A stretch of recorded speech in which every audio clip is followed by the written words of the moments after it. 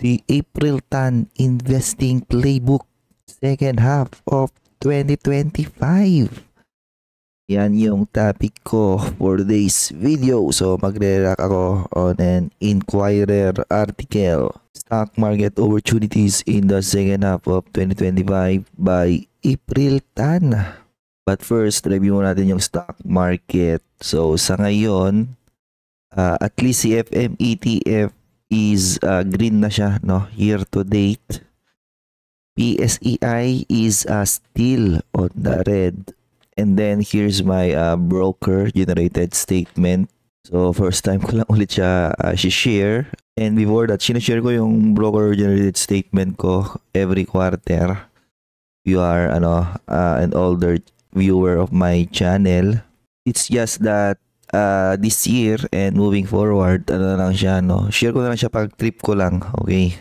In fact, tinanggal ko na yung investing journey na playlist in my channel kasi I don't want to inspire newbies na pumasok sa investing. Not all newbies are created equal. Yan yung napagtanto ko by making these investing videos for the past few years. A lot of newbies sakit lang talaga sa ulo, okay? And they will never be good in investing simply because they're not fit to be investor. Mentally, emotionally, psychologically, all sorts of things. If you want some inspiration, punta kayo sa ibang channel. Doon kayo magbulahan. Again, this is my warning to you. Di lahat talagang magsasucceed in investing. Okay? That's the reality. That's a fact. Ngayon, review mo na yung performance ko, no? So, year to date ko, ending ng June is I'm up 18.77%. Ngayon, if mag-continue yan on the second half, possible, papunta pa na ako into a trajectory of around 30%, no? Year to date. Pero ako personally, I already done my projection. Anything above kahit 15% per year for the next 10 to 15 years. Masaya na ako nun kasi if I do that, I think I will have an early retirement, diba? Anything above 15% year over year on average for the next 10 to 15 years, masyado na siyang I think excess na siya sa aking financial goal of retirement. Kumbaga na yun, pangluho. And as you can see here, lagi akong invested, 99.8% stocks. cash reserve na pang by the dip pinagsasabi niya yan. Invested ako lagi. Yung strategy ko. And I don't invest in mutual funds. I think mutual funds for the weak investor, di ba? Well, eventually pwede siguro akong magkaroon ng cash portion in my investment. Kunyari, pag talagang hindi okay yung outlook sa overall global markets, or kapag masyado ng overvalued lahat ng stock, no? Pwede na magbenta nun di ba? Anyways, dito na tayo sa article by April Tan. Ano daw yung mga opportunities for the second half of 2025. So, yung first half story is all about more on tariff headline na pag mga ganyang headline, hindi agad-agad yan magmamaterialize, no? Yung may epekto ng tariff headline na yon, makikita nyo yun sa second half of the year. Third and fourth quarter. Pero, mas definitely makikita nyo siya sa US market, no? US and Chinese market.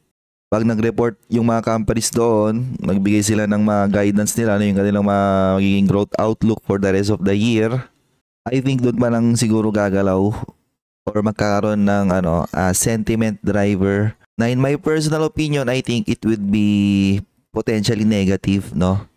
How much of this tariff ang kayang i-absorb ng mga corporations? Nakagawa ba sila ng adjustment, blah blah blah? All of those things I think magmamaterialize on the second half of the year. So for the first half din, down pa rin ang PSEI, 2.5. Pero so far for the month of July, okay yung galaw niya except for yesterday. Pero despite that, kapag may mga pinili kang stocks out there, di ba? Pwede mo pa rin outperform yan. Which is yun yung na-demonstrate ko again this year. That with my portfolio, I was still able to outperform the PSEI. So what fueled the outperformance? Well, ano yan lagi, no? It's based on fundamentals and valuation of the company. Gaano ka-resilient yung company? While yes, ang daming headline dyan about bad economic indicator sa Pilipinas, at the end of the day kasi, may sariling utak yung mga businesses, no? May mga management yan para i-navigate yung mga businesses, and maski may mga bad data out there, hindi naman lahat ng sector tinatamaan niya lagi, di ba? So pag nakabili ka on low valuations and then resilient yung nabibili mong mga businesses with a good growth outlook, talagang there's a potential na umangat sila, therefore outperforming the overall benchmark. And syempre dahil resilient sila, di ba, dyan pa rin yung pamimigay nila ng cash dividend. And then may specific sector na nagtaasan, which is ito yung pino-point out niya rito. You have the gold miners kasi nag-all time high yung gold. Pero a lot of these gold miners nakiki-sentiment. Ang talagang may laman dito is Apex, APX, Oceana Gold. Binibili lang siya only because dividend stock high yield. And para sa ang nakachamba lang dito is ito si PX. Kung kumita ka because of PX, chamba yun. Okay. Sa ngayon, walang laman yung PX na yan. Nagiging-sentiment lang yan. Yung bago nilang minahan, di pa ata natatapos. Parang next year pa ata yun eh. Okay. So kung kumita ka kay PX, medyo matutuwa ka na nun. Dahil nakachamba ka. Pero ang chamba hindi yan naulit. Okay. Yan araw-araw. And then of course, you have the gambling stock, DG Plus, and then etong Bloom na nakiki-sentiment sa gambling rally. However, with the latest news, dumadami na yung mga politiko, like I said, gagawin yan exhibition ng mga politiko entering election 2028, yung issue na yan, kaya maingay siya ngayon. Kaya itong dalawa na to, bumabagsak sila recently. And then you have non-index stocks, PNB rin kasi continuous yung growth momentum nito. Pinaka-caveat lang dito is yung kanyang mataas na NPL ratio na pag hindi na control yung kanilang loan book, no, pwedeng mag-backfire sa kanila yon. And yung mga banking sector, most of them maganda pa rin yung kanilang Q1. Ang tanong, with interest rates going down, maging okay kaya yung kanilang Q2, Q3, Q4, di ba? Then you have Pure Gold. Pumasya kasi siguro additional sentiment on nagtaas sila na nilang dividend payout. And then you have the REITs. Most specifically itong RLC tsaka Citicorp kasi sila yung nakita kong heavily promoted ngayon sa social media, promoted by brokers. Kaya mostly ng mga retail investor siguro, yan yung binibili. Why active stock picking still makes sense in the second half? So may dalawa siyang category dito, no? Active and passive. So passive siguro yung if you are buying index fund, no? Nyari ito saan na yun? This one, FM ETF na nagtatrack ng PSEI.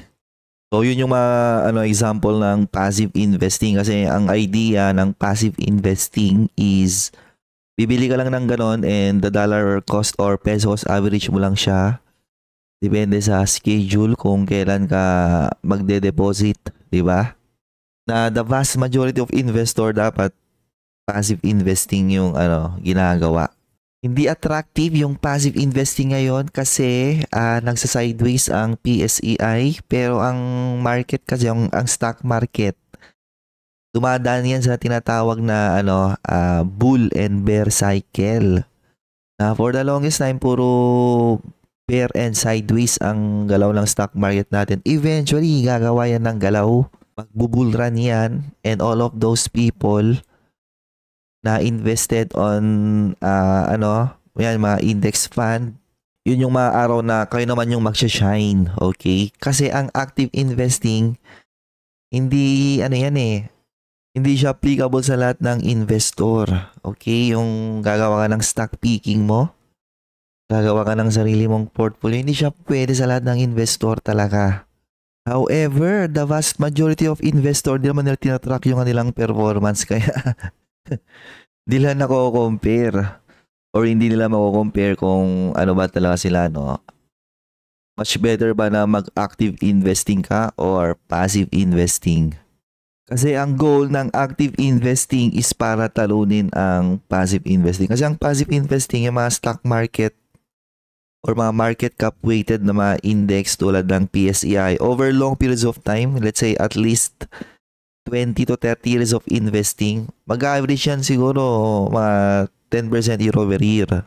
Kapag nadanan mo yung yung talagang bull cycle niya, di lang basta bear cycle yung pinagdaanan mo. Ngayon, kung active investor ka, and hindi ka naman mag-average ng, let's say, more than 10% year over year, ang much better choice na pasukin mo is syempre, dito ka, di ba? Passive investing. So, wag kayong masyadong maging excited sa idea ng stock picking or active investing. Hindi lahat ng investor fit maging isang active investor. Especially yung hindi nila alam yung talagang concept ng long-term investing. Yung mga laging nagbabantay ng mga price action, mga news, laging nakikinig sa mga talking heads in the internet. Wala, I can guarantee you will fail. So, ang consensus GDP forecast is under 6%.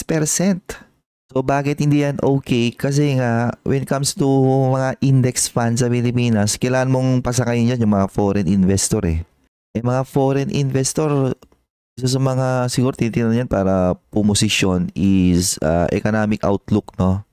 So, hanggat hindi pa okay yung economic outlook ng Pilipinas, hindi yan po position sa mga or magiging hesitant yung mga na pumosisyon sa mga index fund para paangatin yung prices ng mga mga PSEI ganyan, or I should say FMETF or all of those funds na nagtatrack ng PSEI.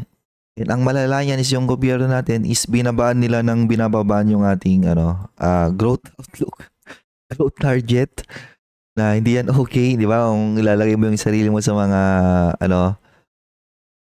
foreign investor and nakita mo yung gobyerno mo na binababa nila yung kanilang growth target, and then you have a neighboring country like Vietnam that are growing close to 7 or more than 7%, talagang di siya okay, di ba? Na sentiment driver. And ang expectation niya is that many companies will most likely deliver an impressive single-digit earnings growth, limiting the upside potential of the broader market. Well, actually, hindi naman mahalaga kung single-digit or double-digit yung growth ng isang business. Mas lalo siyang nagmamatter kung or depende kung saan price mo siya binibili, di ba? Kahit nag-grow lang ng single digit yung isang business, kung sobra mo naman siyang nabili at a bargain price, malaki pa rin yung upside mo, di ba? Pero there are some potential catalyst, which is yung decline ng inflation, falling rice and oil prices. Another catalyst is yung rate cut cycle ng BSP. Another catalyst is, I think, surprise GDP na mas mataas sa analyst expectation. Kasi for the past few quarters, no, every time na nagre-report ng GDP which is lower than analyst expectation, sinasell down talaga yung PSEI. Ngayon, pag ni-reverse mo yon, sobrang baba na ng expectation ng mga analyst, then biglang nag-report yung gobyerno ng mataas na GDP, higher than analyst expectation, baka biglang pumitik yung PSEI na yan. Okay? And then, ito na yung potential sector winners. You have the consumer, of course, kasi ito lagi, defensive. Pag pupunta sa mga mall, grocery, tayo pa rin namimili, di ba? And with the help of OFW remittances, talagang malakas yung consumer spending ng mga Pilipino. Smaller banks, pwede rin daw, no? Expected to enjoy higher net interest margin due to lower interest rate, blah blah blah. And yung mga lending rates daw that targets consumers, which is mga East West Bank, Security Bank, puro credit card, tsaka personal loan yung nagagawa ng mga bangko na yan eh. So balikan ko lang yung consumer, yung binanggit niya kanina, Pure Gold is one. And then yung mga consumer na yung mga nasa F&B, no, food and beverage, na para saan yung mga alak. Di ba? Mawawala ba sa grocery item yung mga alak na yan? Siyempre, dyan lagi yan. Okay, mga Pilipino, manginom yan eh. So, property sector, kasi magbe-benefit to sa lower interest rate. Pag bumaba yung interest rate, mas maengganyo yung ibang consumer, ibang OFW na bumili ng mga kondo, di ba? Properties. And ang mga property sector, known sila na mag-take ng leverage pang rollover ng project. Therefore, low interest rate environment is favorable sa nila. In fact, may mga property stock na akong nakikitang pinipitik eh. One of them is na-discuss ko recently, CPG. Pinipitik na yon. RLC pinipitik, and baka dumami pa yung pagpipitikin na property stock in the coming months. You have the utilities and rates. Pinagsama niya kasi mga defensive stock, pang dividends, stable income. Kasi pag bumaba yung interest rate, bababa yung yung yield ng mga bonds, no? Pag bumaba yung yield ng mga bonds, compare lang ng investor yan eh. Ang yield ng bond is, kunyari, 4%. Pero nakikita sila ng utilities and rate that are yielding 5%. Eh di syempre, magro-rotate sila on utilities and rates to secure a higher yield. Ang tanong, alam mo ba yung mga dividend yields ng mga utilities and rates? Meron ako yan. Check the pin comment. And then you have the importers and airlines. Pero para sa hindi attractive yung mga airline industry ng Pilipinas, no? Kasi ang laki ng hit nila nung COVID, and up until now, feeling ko matagal pa yung recovery nila para ma-fully reverse yung hit nila nung pandemic. Importers, pwede. Kasi Pilipinas, wala na tayong manufacturing. Tayo masyado nagma-manufacture. So more on tayo reseller, no? Nagdi-distribute ng product. Para sa akin, yan yung mga cooling products, yun yung mabenta ngayon sa Pilipinas kasi tag-init eh. And then, ito yung mga risk to monitor. You have the Fed. Dito sila magbaba ng interest rate.